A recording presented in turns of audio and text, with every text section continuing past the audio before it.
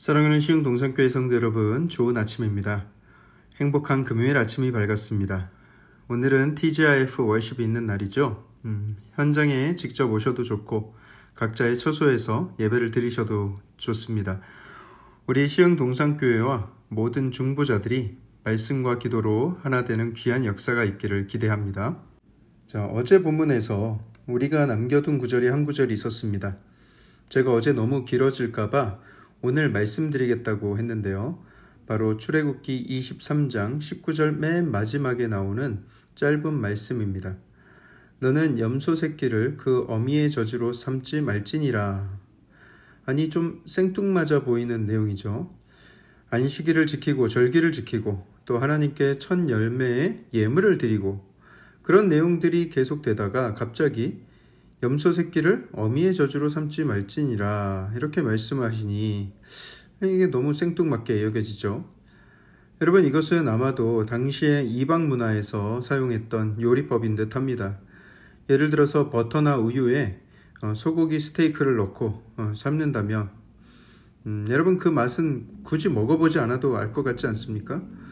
그냥 고기만 먹는 것보다 훨씬 더 부드럽고 고소한 맛이 나겠죠. 하지만 그것은 하나님이 굉장히 가증하게 여기시는 방법이었습니다. 왜냐하면 아무리 말 못하는 짐승이라 할지라도 어미의 젖은 새끼에게 전해주는 사랑과 생명의 근원이기 때문입니다.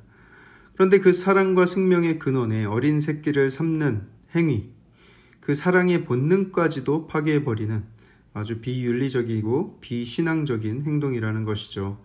작은 생명까지도 사랑하시는 하나님의 마음을 우리는 엿볼 수가 있습니다. 그런데 바로 이 구절 때문에 오늘날까지도 유대인들은 고기 토핑이 얹어진 피자를 먹지 않습니다.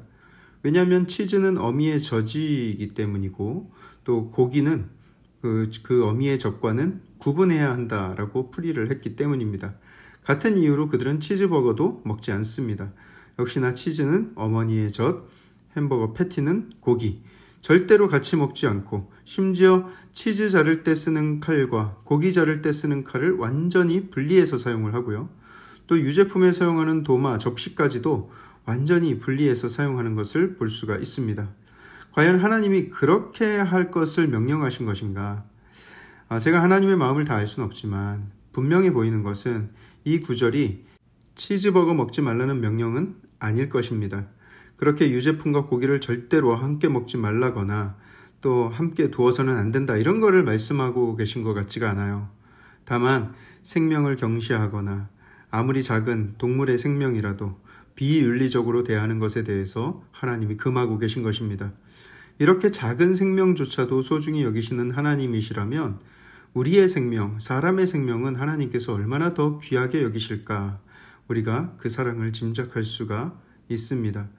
자, 그럼 오늘 말씀에는 또 어떤 하나님의 마음을 배울 수가 있을지를 우리 한번 기대하면서 오늘 2021년 10월 1일 금요일 시동을 위한 메시지 지금 시작합니다. 오늘 하나님께서 우리에게 주신 말씀은 출애굽기 23장 20절에서 33절의 말씀입니다. 출애굽기 23장 20절에서 33절의 말씀. 오늘 본문 20절부터 23절까지의 내용은 내가 사자를 너의 앞서 보내어 너를 보호하고 내가 예비한 곳에 이르게 하겠다. 그러니 그 사자의 말을 잘 따르고 그를 노엽게 하지 말아라. 그가 가나안 민족에게로 너희를 인도할 텐데 내가 그 민족들을 앞서 나가 끊어주겠다. 이렇게 약속을 하십니다. 내가 너희의 대적들의 대적이 되어 싸워주겠다라는 것인데 여러분, 이것이 얼마나 든든한 약속입니까? 광야 생활도 모자라서 이제 큰 전쟁까지 치러야 한다면 그 마음에 얼마나 큰 부담과 괴로움이 있었겠어요. 하지만 하나님이 대신 싸워 승리를 보장해 주신다니 이 얼마나 감사한 일인가. 그런데 거기에는 조건이 있습니다. 24절을 보시면 너는 그들의 신을 경배하지 말라. 그들의 행위를 본받지 말라. 그 우상들을 다 깨뜨리며 그들의 주상들을 부수고 오직 내 하나님 여호와를 섬기라. 이렇게 말씀을 하십니다. 지금 그들 입장에서는 이 말씀이 너무나도 당연하게 들렸을 것입니다. 아니, 당연히 우리를 인도해 주시는 하나님이 계신데 그 하나님을 두고 이방신들을 우리가 섬기겠는가 하면서 이 말씀을 듣고 자존심 상했을지도 모르겠어요. 아니, 하나님은 대체 우리의 신앙을 어떻게 보시길래 이런 말씀을 하시나 하고 말이죠. 그런데요, 하나님은 계속해서 그 약속에 대해서 말씀을 이어가세요. 너희가 나만 섬긴다면 너희의 양식과 물에 복을 내리겠다. 먹을 음식과 식수가 끊이지 않겠다. 약속하시는 것이죠. 또 어떤 전염병도 생기지 않도록 막아주시겠다 약속을 하시고요.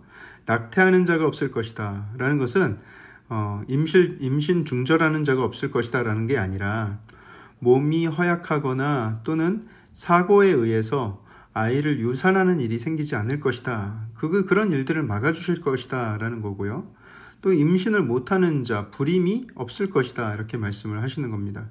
그리고 너희 날수를 채우겠다. 수명이 다할 때까지 살게 하겠다 말씀을 하시는 거고, 또 왕벌을 보내어 다른 민족들을 다 쫓아내겠다. 그런데 한꺼번에 쫓아내면 그 땅이 황폐해질 수가 있으니 조금씩 쫓아내겠다 말씀을 하십니다. 네, 맞아요. 여러분 혹시 빈집 상태로 오래 방치된 집들을 보신 적이 있습니까? 금방 거미줄이 끼고 정말 볼품없고 정말 사람이 살고 싶지 않은 그런 느낌의 집으로 변해버리죠. 황폐하게 됩니다. 그러니 하나님께서도 그 일을 차근차근 진행하시겠다는 거예요. 굉장히 섬세한 하나님의 마음이죠.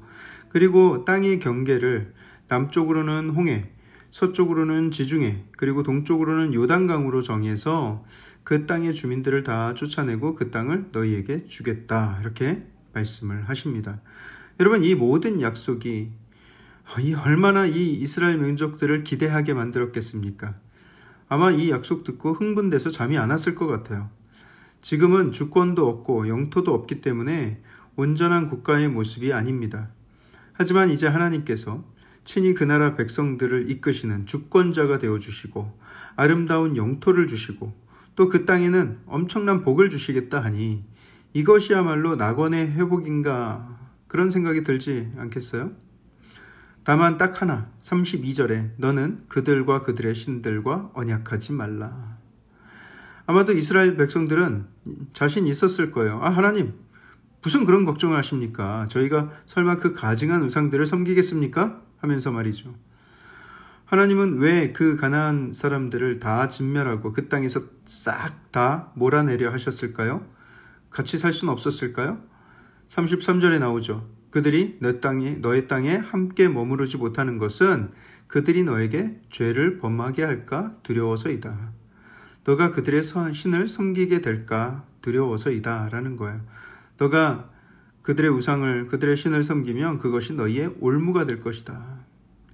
자, 이런 귀한 약속을 받은 이스라엘 민족들, 여러분, 그들이 끝까지 하나님을 경외하며 그 이방의 신들을 완전히 다 몰아냈을까요?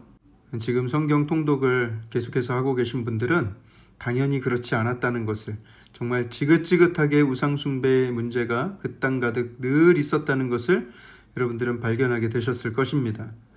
맞아요. 당연히 하나님만 섬겨야 맞는 거지만 그들은 그렇지 않았어요. 막상 그 땅에 들어가 봤는데 그들이 섬기는 신이 더 매력적으로 보이는 거예요. 지금까지 자기들이 경험한 여호와 하나님은 전쟁의 신, 하늘에서 불을 내리고 바다를 가르고 애굽의 병거를 무찔러주는 그런 전쟁에 능한 신의 이미지였어요. 그런데 가나안 땅에 와서 보니까 전쟁은 없고 다들 적과 꿀이 흐르는 땅에서 잘 먹고 잘 살고 있는 거예요.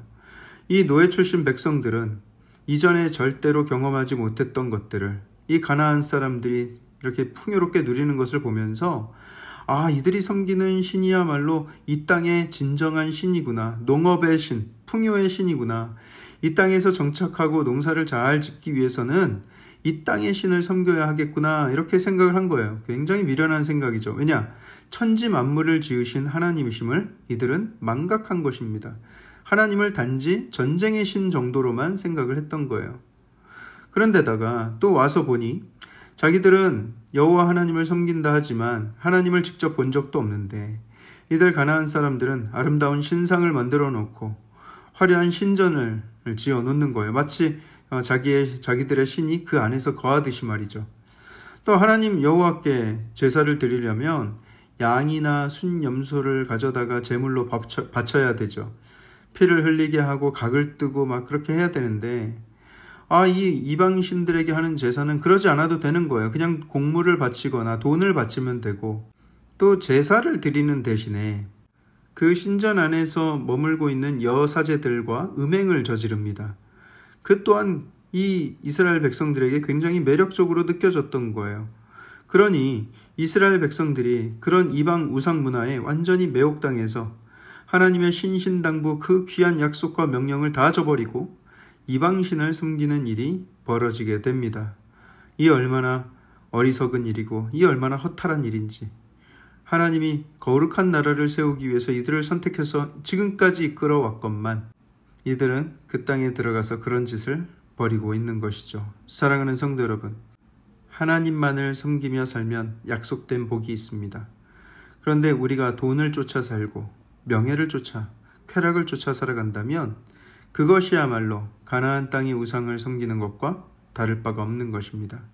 하나님을 섬기는 일, 하나님께 제사와 예배를 드리는 일은 때로 희생과 헌신을 요구합니다. 하지만 그렇다고 해서 그 제사를 놓고 보암직하고 먹음직하고 탐스러운 것을 쫓아간다면 우리에게 주신 그 모든 약속, 모든 축복을 다 저버리는 것일 뿐만 아니라 그 길은 멸망으로 향하는 것입니다. 오직 우리는 하나님 한 분만을 섬기며 나아가야 하는 것이죠. 그 귀한 하나님의 약속을 붙들고 오직 하나님만을 예배하며 살기로 결단하는 우리 모든 성도님들 되시길 축복합니다.